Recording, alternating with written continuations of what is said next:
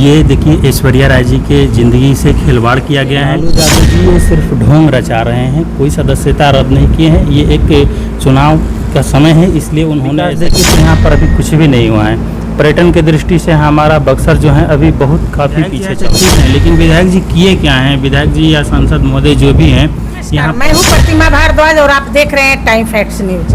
आज हमारे साथ बात करने के लिए जन सुराज के विधानसभा चुनाव प्रभारी बनारसी बिहारी जी हैं। इनसे हम चर्चा करेंगे तेज प्रताप के मामले में कि क्या होनी चाहिए। फिर जन सुराज क्या पूरे प्रदेश में अपना कैंडिडेट हर विधानसभा में उतारेगी, इस तरह की चर्चा इनसे करेंगे। जी बनारसी बिहारी जी, सबसे पहले आपको हमारे चैनल में स्वागत है। बहुत बहुत धन्यवाद। टाइम फिक्स के जो भी दर्शक हैं उनको भी बहुत बहुत धन्यवाद, नमस्कार। ये बताइए कि तेज प्रताप का जो अभी नया मामला आया हुआ है, अनुष्का यादव आ गई उनकी जिंदगी में, पहले से ऐश्वर्या राय थी, तो अभी बताइए कि क्या होना चाहिए। पहले से ही चल रहा था कोर्ट में मामला था ऐश्वर्या राय का। जी बिल्कुल, ये देखिए ऐश्वर्या राय जी के ज़िंदगी से खिलवाड़ किया गया है और हमें लगता है कि ये जो लालू प्रसाद यादव जी हैं और तेज प्रताप यादव जी हैं, इन लोगों का एक बहुत बड़ा षड्यंत्र चल रहा है कि उनको कैसे पार्टी से भी मतलब ये हटाया जाए। और देखिए जब ऐश्वर्या राय जी का आपने जिक्र किया तो ऐश्वर्या राय जी पहले उनसे शादी हुआ था और ये बता रहे हैं अभी मीडिया के माध्यम से कि 12 वर्षों से मैंने उनसे प्रेम किया था। तो एक तो आप जब प्रेम किए थे तो शादी नहीं करनी चाहिए थी, या लालू प्रसाद जी को भी पता होना चाहिए कि मेरा बेटा, अब ये तो आप बच्चे नहीं हैं, एडल्ट हैं, वो बोल रहे हैं खुद कि भाई वो अपने निजी ज़िंदगी का वो निर्णय ले सकते हैं, तो ठीक है ले सकते हैं। तो भाई किसी की ज़िंदगी से तो नहीं खेल सकते हैं, आप अपने निजी ज़िंदगी का कोई निर्णय लीजिए। बट ऐश्वर्या जी के साथ में जो भी घटना घटी उसका बहुत ही मैं निंदा करता हूँ, ऐसा नहीं होना चाहिए। बिहार की बेटी है और किसी भी बेटी को साथ में ऐसा नहीं होना चाहिए, उनको न्याय मिलना चाहिए। अनुष्का यादव को क्या किया जाए? देखिए अनुष्का यादव जी उनकी जो प्रेमिका हैं वो कब से हैं नहीं हैं वो तो वही बताएंगे, हमें कुछ के बारे में जो ज़्यादा जानकारी है नहीं। जो जानकारी है कि भाई उन्होंने पहले ऐश्वर्या जी से शादी किया था और उनका अभी मैटर चल ही रहा है कोर्ट में।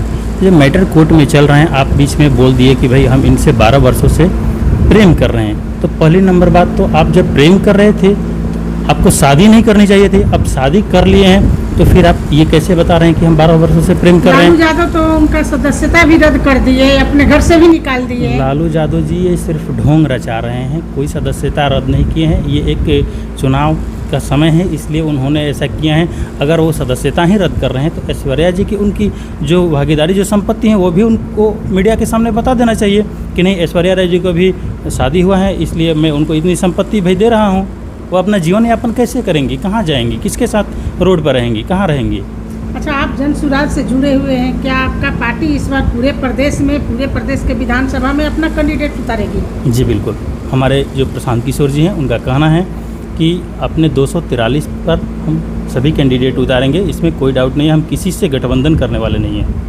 अच्छा, आप बक्सर विधानसभा के चुनाव प्रभारी हैं। जी जी। क्या बक्सर में कितना विकास हुआ है, इस पर तो चर्चा करें। बक्सर में विकास कहाँ हुआ है बक्सर में, और अपराधियों का इतना मनोबल बढ़ गया है, हर 2 दिन 1 दिन बीच लगा करके निर्मम हत्याएं की जा रही हैं। अभी जो राजपुर की घटना हो, चाहे चौसा पावर प्लांट के सामने जो भी आरजेडी के जो युवा नेता थे उनका हो, या जो भी हमारे अभी आज भी या कल घटना घटी है, देखा जाए तो एक पूरे बक्सर में एक डर का माहौल है।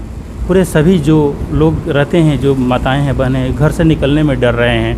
भाई अभी लग रहा है कि फिर जंगल राज आ गया है। ऑर्डर पे सवाल बिल्कुल बिल्कुल, यहाँ के हम एसपी को भी बोलना चाहेंगे कि उनको या तो अपने प्रशासन को व्यवस्था को ठीक करना चाहिए या फिर उनको अपने जिम्मेवारी से बोल देना चाहिए कि मैं इस योग्य नहीं हूँ।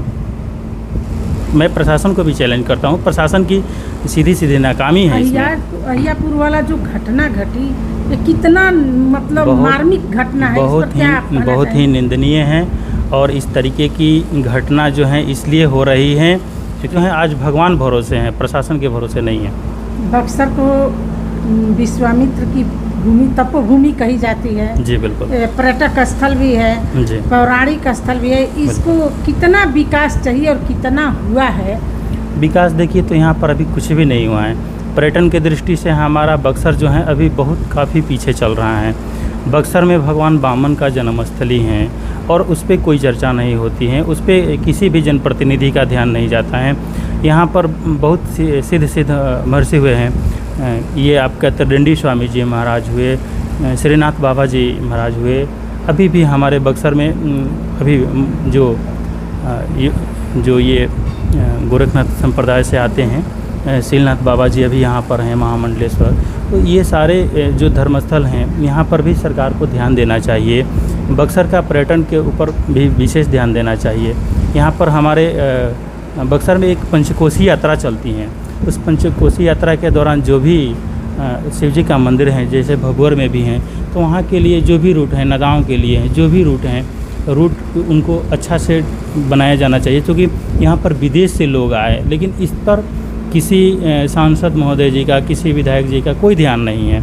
सिर्फ उनको जा कर के अपने लोगों के साथ में भोज में बस शामिल हो जाएंगे और वहीं उनका बस वोट बैंक है और कुछ नहीं। विकास पर तो ध्यान ही नहीं है। यानी आपका कहना है कि यहाँ के जो भी विधायक हैं, सांसद हैं, केवल लोग अपना नेता पुराते हैं, भोज खाते हैं, बिल्कुल, बस वही काम करते हैं। बिल्कुल, उनका ध्यान जो है विकास से भटक गया है। उनको भी लगता है कि हम किसी के यहाँ शादी में चले जाएंगे तो उनका सीना चौड़ा हो जाएगा। मेरे यहाँ विधायक जी आए थे, ठीक हैं, लेकिन विधायक जी किए क्या हैं? विधायक जी या सांसद महोदय जो भी हैं, यहाँ पर अभी जो प्रशासन ऐसे बैठी हैं, उन पर उनको सवाल खड़ा करना चाहिए। विकास से भटक गए हैं। उनको भी लगता है कि हम किसी के यहाँ शादी में चले जाएंगे तो उनका सीना चौड़ा हो जाएगा। मेरे यहाँ विधायक जी आए थे।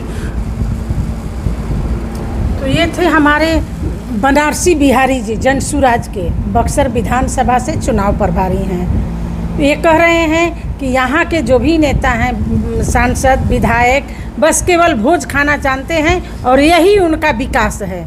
आपको कैसा लगा कमेंट में ज़रूर लिखिएगा। धन्यवाद।